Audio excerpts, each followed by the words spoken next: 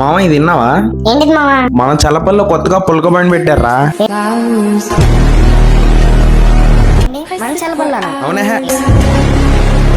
ఏంటి నాకు తెలియకుండా చల్లపల్ల పుల్లగా బండి పెట్టారా? ఏంట్రా? ఏం లేదు మావా, అంటే నా ఉద్దేశం ఎక్కడ పెట్టారని మావా. సర్లే పద ఓ లుక్కేసేద్దాం. పుల్కా ఒక్కటే ఇంకేమైనా ఉంటాయి మావా? పుల్కా ఒక్కటే అంటావేంట్రా? పుల్కాతో పాటు చపాతి, రోటీ, జొన్న రొట్లు, సమోసా, బజ్జీ, జిలేబీ, పకోడీ, చెరుకు రసం మొత్తం పద మావా, మరి వెళ్ళి ఒక పట్టు పట్టేద్దాం. Yeah, 3, 2, 1. Now we go from angry and mad to happy and glad to find a solution for us. We go from sorry.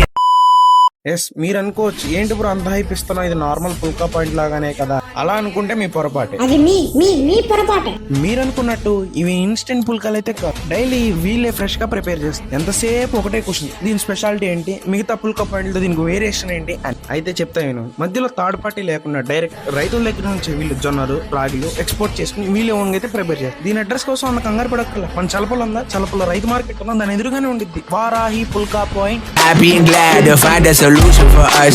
We go from sorry.